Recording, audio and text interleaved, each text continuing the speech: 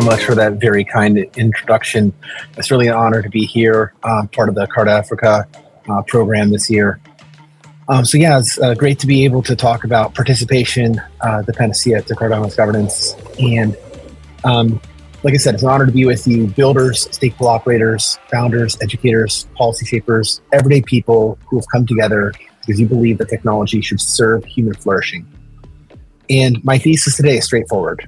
Participation is the Panacea, the solution for Cardano's governance questions. More importantly, it's the engine that turns code into livelihoods. When I say participation, I don't mean only voting on the blockchain or commenting on a forum. I mean building, operating, teaching, localizing, testing, governing, using Cardano to solve real problems for real people. This is especially true across Africa and other developing economies, where the need for reliable, inclusive financial and data infrastructure is urgent, and where the opportunity to lead the world is immense. Cardano will succeed if and only if you make it indispensable in your communities, because we need the lessons that you can bring us to make sure that the governance of this network continues. Let me begin with a clear frame. Governance is a means, not the destination.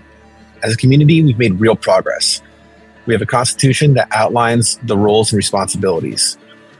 We have projects, committees, working groups that test and refine ideas. We have member-driven institutions like Intersect that provide a home for coordination. And we have test beds like SanchoNet that let us try governance mechanics safely. All of this matters, but none of it's the destination. Governance is the coordination system that unlocks execution. It exists to direct scarce attention and capital towards solutions that people actually adopt and rely on. Our metric cannot be beautiful documents. Our metric is whether a bursar reconciles school fees in minutes rather than days, whether a farmer is paid fairly and promptly, whether a remittance arrives without friction, whether a clinic issues portable health credentials that works across borders.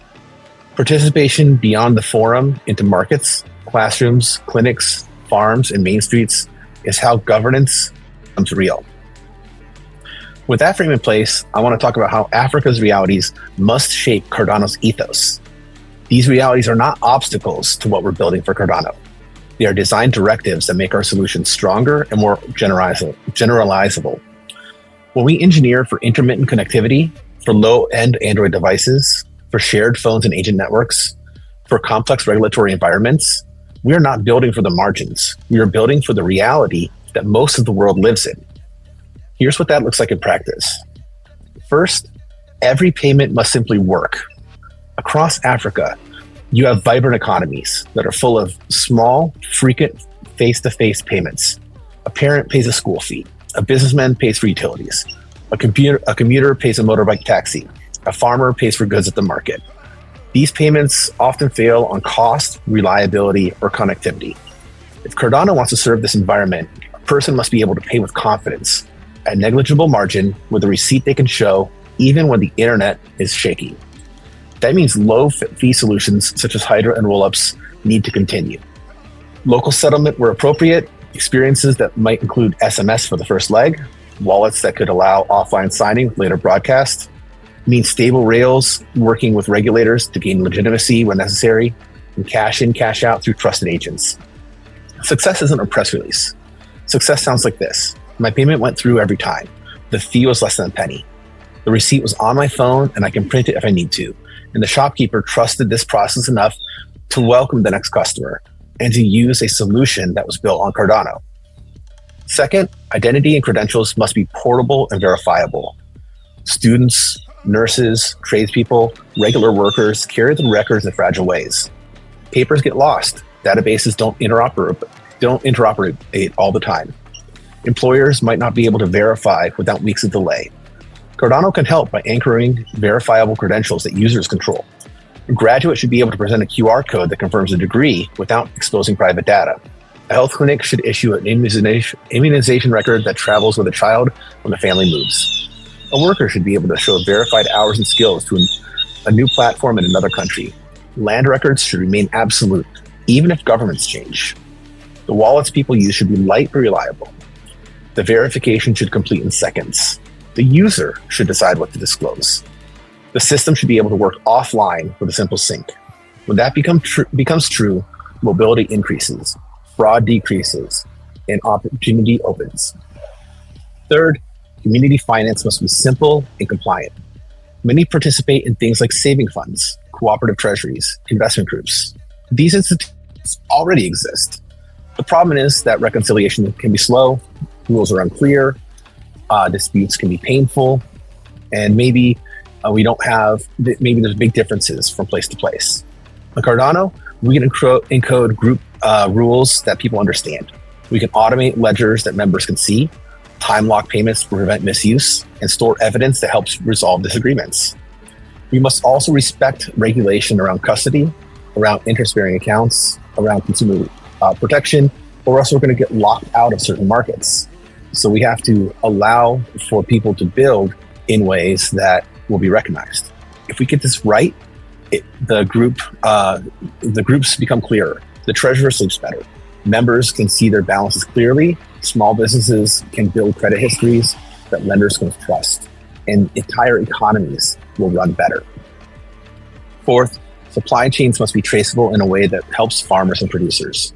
Small producers often cannot prove origin or consistent quality, and buyers struggle to trust paper trails. This is a problem across the entire globe.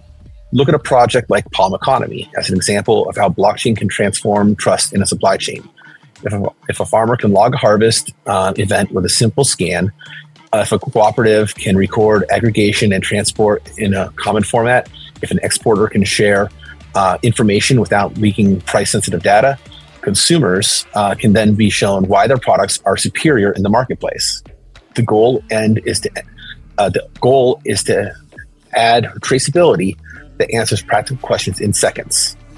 Where did this product come from? Who handled it? Does it meet the rules for organic status or other quality controls? If the answer is yes, price premiums reach the farmer. Disputes shrink.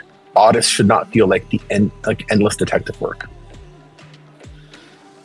Fifth, cross-border value should move fastly and cheaply. Families can pay too much and wait too long to send money. Small businesses struggle with foreign exchange rates and settlement risk. Cardano can help by connecting trusted on and off ramps, by using stablecoins where available, by creating proof of payment rails with escrows and clear dispute windows. We want to make sure that anyone doing work on the blockchain can find out how to interface with necessary KYC laws, transaction limits, reporting that people can understand, so that everything is clear and transparent and available to see. Sixth, public services and civic records must gain transparency and speed without sacrificing privacy. Land titles, permits, benefits, procedures are often slow to verify and hard to trust. Anchoring registries on a public ledger can provide proofs without exposing sensitive data. Credentialed officials can be accountable for updates. Citizens can receive receipts and audit trails. This way, we can have fewer disputes, faster service, and actual public confidence in what we are doing. The bottom line is that these are not simply features to be marketed. These are the market's requirements for any new technology system that seeks to make a difference in the world.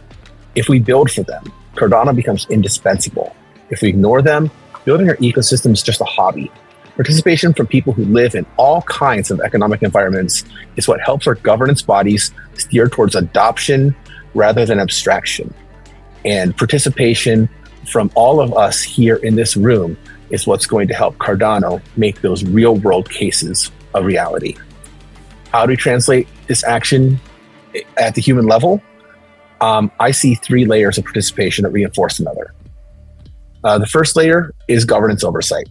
Show up, read proposals, bring your lived experiences into the room early. You've been through all of these things. You know what it's like in your local environment. If a rule will break a local use case, say so with specifics. Propose a pattern that will work. Tie every governance action to adoption metrics and to budgets that are justified by clear milestones. Make sure to tell what things are like for your experiences and how your particular environment will be helped. Second layer is building. Organize local meetups and clubs. Teach one another what you know. Share code and documentation in the languages that people speak in the streets. Promote simple APIs, familiar web patterns, and testing on the devices that people actually own. If it doesn't work on low-cost Android phones, it might not work for the average consumer. Try to spread this technology out so that everyone can get a hold of it. The third layer is the market. Pilot with real participants, then publish honest results. Charge a fair fee if you can, so the service can sustain itself. Share what you learn to do and what not to do, so that others emulate your victories and do not repeat your mistakes. Put your dashboard in public so that the success and failure are both visible. From there, I want to issue an invitation rather than a checklist of what to look for in governance. Turn proximity into product. You live next to and within the problems that many are trying to understand from far away. If your neighbor needs to buy electricity by the day, you can record that as a design spec. If your aunt runs a market stall and needs micro receipts and layaway, you have an opportunity for a product brief. Teach the stack in the language of the street. Hold your meetups in community centers, churches, mosques, and universities. Pair new members with experienced developers who can mentor them. Explain wallets using simple analogies. Show verifiable credentials using report cards. Design the devices Design for the devices that people have, not for the devices that we all wish we had. Make the first mile work with SMS if you can. If you cannot demonstrate offline and think later, you might not be inclusive enough yet. Elevate the people doing the work. Show the bursar who reconciles in minutes. Show the cooperative that pays dividends without argument. Show the clinics that issues portable records. Build bridges. Interoperate with mobile money and banks. Wrap cryptography in flows that feel familiar. All of that describes what you and I can do within our communities. Now, let me widen the lens and speak to the broader ecosystem, to funders, to institutions, and to partners beyond Africa. If we are serious about unlocking potential, the world must move closer to Africa and to other developing economies. We need everyone to help to co-author data and compliance standards with African implementers so the constraints of developing economies are prioritized. If we can give grants for public goods to launch a product, that's great. But we need to make sure we find ways to build on top of community infrastructure and help small and medium enterprises that put on-chain receivables to work. Building regulatory pathways that people can actually traverse is essential. Publishing open source notes of procedures for KYC, for taxes, for privacy, and keeping them updated as laws evolve will help us execute them. Creating talent exchanges, not only conferences, is how we will get more people involved. We need to cite African pilots and what they have accomplished. When Nairobi solves something first, the white paper should say, as proven in Nairobi. In Cardano, we already have a great start with projects working to bring local producers to the world. I mentioned Palm Economy earlier, in part because they just announced their work to onboard up to 50,000 Nigerian farmers in cocoa, coffee, and palm oil for a program with on-chain traceability. This onboarding of 50,000 farmers is not a vanity metric. It's a lifeline that connects small producers to premium markets that demand the proof of quality of goods they are getting. It will pay off for Cardano when those users become active in the ecosystem, and many may launch their own initiatives. What makes this powerful is the combination of two core capabilities that blockchain brings to ordinary people: the ability to transfer value across a public ledger and the ability to prove identity and actions with cryptographic. A farmer can establish a verifiable identity that links to a farm, to a cooperative, and to specific harvest events. Each step can be logged as a signed trace event: harvest, aggregation, transport, and processing, so that any buyer can not only see that a batch exists, but where it came from and who touched it. This lets local producers and consumers identify themselves to the world on their own terms. It turns reputation into a cryptographic asset that travels across borders. For producers, this is more than better paperwork. A verifiable identity combined with traceable product history can unlock faster payments. It can help secure fairer prices and financing. It can make a farmer eligible for programs that require proof of origin or sustainable practices. For cooperatives, it reduces disputes, improves reconciliation, and creates a shared ledger of contributions and payouts that members can see. For buyers and certifiers, it collapses audit time and raises trust because proofs are signed and anchored. No one must take anyone's word for it. The evidence is visible and verifiable. And this is something that we can replicate, something that your projects can do across the continent. something that we must keep doing if we want Cardano to grow. Let me close by returning to where we began. Cardano governance will not become a success because we get more people just to vote or because we perfect our constitution.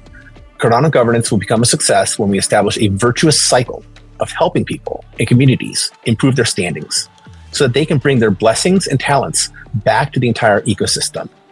That work begins here. It begins with the builders who commit to the users who stand in front of them. It begins with the teacher who shows a student how to sign a transaction. It begins in the cooperative that turns a paper ledger into a shared one. It begins in the clinic that issues a portable record. It begins in the family that sends value across a border and receives it the same day. Africa is not a use case. All of us here in this session are the authors of Cardano's future.